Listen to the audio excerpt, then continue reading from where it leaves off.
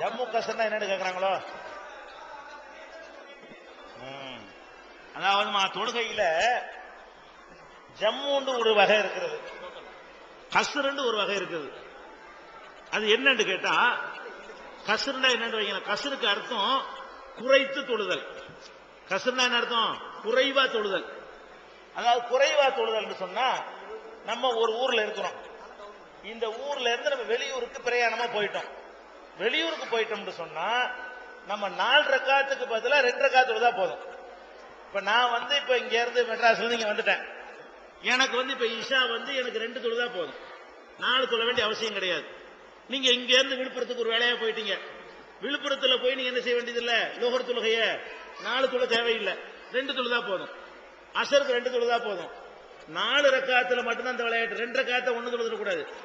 சுபு 2 தான், லோகர் 2, அசர் 2, மகரிபு 3, 1 கிடையாது, இஷா 2. அப்ப நம்ம வெளியூருக்கு பிரயாணம் போனோம்னு சொன்னா 4 ரக்காத்து தொழுகை எல்லாம் எவ்வளவு தொழுகலாம்? 2 ரக்காத்து. வெளியூர் போறவங்களுக்கு அல்லாஹ் கொடுத்த சலுகை. பிரயாணத்துல போய்கிட்டு இருந்தோம்னு சொன்னா, வெளியூர்ல இருக்கிற வரைக்கும் 10 நாள் இருக்கிறீங்களா, 10 நாளுமே நீங்க என்ன பண்ணலாம்? ஒரு விருந்து அலியா மதுரைக்கு போயிட்டிய, 10 நாள் தங்குறிய, அந்த 10 நாளைக்கு நீங்க என்ன பண்ணலாம்? லோகர்ல 4க்கு பதிலா 2 தொழுதுக்கலாம், அசர்ல 4க்கு பதிலா 2 தொழுதுக்கலாம், இஷாவுல 4க்கு பதிலா 2 தொழுதுக்கலாம். ஆனா 3க்கு 3 தான், 2க்கு 2 தான். சுபுவுக்கும் மகரிபுக்கும் கசர் கிடையாது. 4 ரக்காத் தொழுகை 3 இருக்கு பாத்தீங்களா, அது மட்டும் கசர் பண்ணலாம். இது வெளியூருக்காக இஸ்லாம் கொடுத்திருக்கிற சலுகை. இதுக்கு பேர் கசர். இந்த கசர் எப்ப செய்யலாம் அப்படின்னு கேட்டா, 25 கிலோமீட்டர் தொலைவுக்கு நீங்க பிரயாணம் பண்ணணும். சும்மா இங்க இருந்து ஒரு 3 கிலோமீட்டர் போயிட்டு கசர் தொழில் கூடாது. பிரயாணம்னா எவ்வளவு இருக்குன்னு, ஒரு 25 கிலோமீட்டருக்கு மேல உள்ள ஊர்களுக்கு நீங்கள் போவதா இருந்தால் நீங்கள் கசர் பண்ணிக்கலாம். ஒரு 10 கிலோமீட்டர்ல உள்ள ஊருக்கு போறீங்களா, அதுக்கு பேர் சஃபர் கிடையாது, அதுக்கு பேர் பிரயாணம் கிடையாது. அது சும்மா போயிட்டு வர்ற மாதிரி. நம்ம இருக்கிற ஊரை விட்டு வெளியே போய் ஒரு 25 கிலோமீட்டருக்கு மேல, 25, 30, 40, 50, 60 அந்த மாதிரியான தூரத்திற்கு நீங்கள் பிரயாணம் போனால் உங்களுக்கு என்ன செய்யறதுக்கு மார்க்கத்தில் சலுகை? 4 ரக்காத்து தொழுகைகளை 2 ரக்காத்தாக தொழுது கொள்ளலாம். இது அல்லாஹ் கொடுத்த ஒரு கிஃப்ட் சலுகை. இதுக்கு பேர் கஸ்ரும்பாங்க. கஸ்ருன்னு சொன்னா குறைவாக தொழுதல், சுருக்கி தொழுதல். எதை சுருக்குறோம்? 4 2ஆ சுருக்குறோம். இது ஒரு சலுகை. இதே மாதிரி பிரயாணம் போறவங்களுக்கு 2 தொழுகைகளை ஒரு நேரத்தில் தொழுவதற்கு அனுமதி இருக்கிறது. பிரயாணம் போறவங்களுக்கு மட்டும். வெளியூருக்கு போறவங்களுக்கு சேர்த்து ஜம்முன்னா சேர்க்கிறது, கஸ்ருன்னா குறைக்கிறது, ஜம்முன்னா சேர்க்கிறது. என்னது சேர்க்கிறது? 2 வக்து தொழுகையை ஒரே நேரத்தில் அடிச்சு போடலாம். அது கலாண்டு வராது.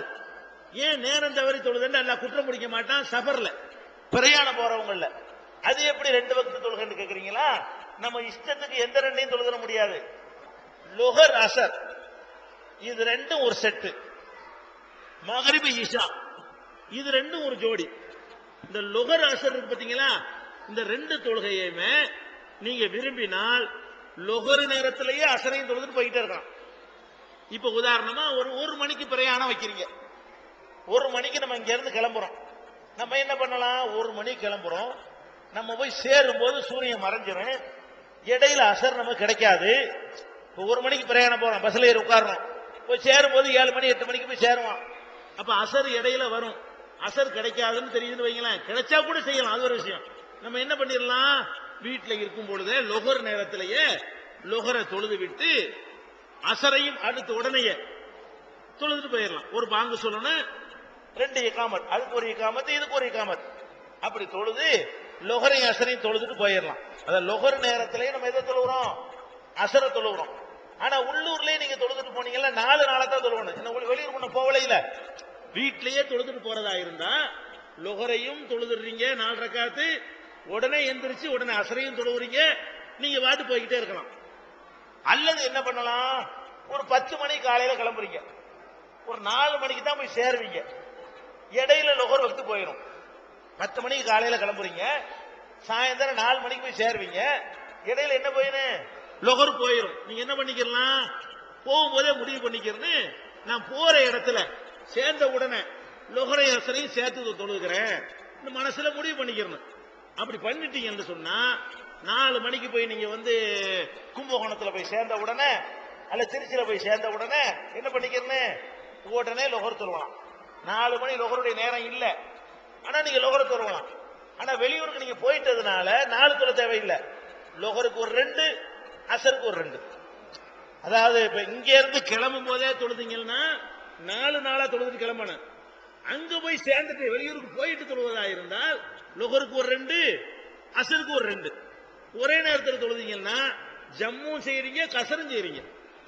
ஜம்முன்னா என்ன சேர்க்கவும் செய்யறீங்க, 4 2ஆவும் ஆக்கிறீங்க, சுருக்கவும் செஞ்சிடறீங்க.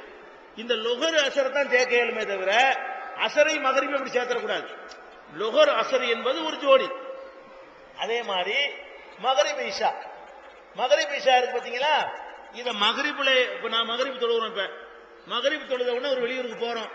மகரிப் தொழுத கையோட எந்திரிச்சு இஷாவையும் தொழுது விட்டு நம்ம வாட்டு ட்ரெயின் ஏறி படுத்துற வேண்டியதான். இஷா வர்ற வரைக்கும் முடிச்சுக்கிட்டுலாம் இருக்க தேவையே கிடையாது. அல்லது என்ன பண்ணலாம், வீட்லயே அப்படி தொழுதுட்டு போறதா இருந்தா 3 ரக்காத்து மகரிபு 4 ரக்காத்து இஷா பெரிய இடத்துல போயிட்டே இருக்கலாம். அல்லது மகரிப் வக்து வரல, 5 மணிக்கே கிளம்புறீங்க, ஒரு 9 மணிக்கு போய் சேர போறீங்க ஒரு ஊர்ல, போய் இறங்கணும்னு என்ன செய்யலாம், மகரிபுக்கு ஒரு 3, இஷாவுக்கு ஒரு 2, வெளியூர் போயிட்டதுனால இஷாவுக்கு ஒரு 2, 3 5. இந்த மாதிரி வெளியூருக்கு போனீங்கன்னா 4 ரக்காத் தொழுகைகளை 2ஆக தொழுது கொள்ளலாம். மகரிப் இஷாவை சேர்த்து மகரிபிலையும் தொழுவலாம், இஷாவிலையும் தொழலாம். லொஹர் அசரை சேர்த்து லொஹர்லையும் தொழலாம், அசர்லையும் தொழலாம். லொஹர் அசர் 2 தொழுகைய லொஹர்ல வேண்டாலும் தொழுதுக்கலாம், அசர்ல வேண்டாலும் தொழுதுக்கலாம். மகரிப் இஷா தொழுகைய மகரிபில் வேண்டாலும் தொழுவலாம், இஷா வக்தில் வேண்டாலும் தொழுவலாம், குற்றம் வராது. இது பிரயாணத்தில் உள்ளவங்களுக்கு அல்லாஹ் கொடுத்த சலுகை. 25 கிலோமீட்டருக்கு மேல உள்ளவங்களுக்காக மார்க்கம் இந்த சலுகையை கொடுத்திருக்கிறது. அடுத்து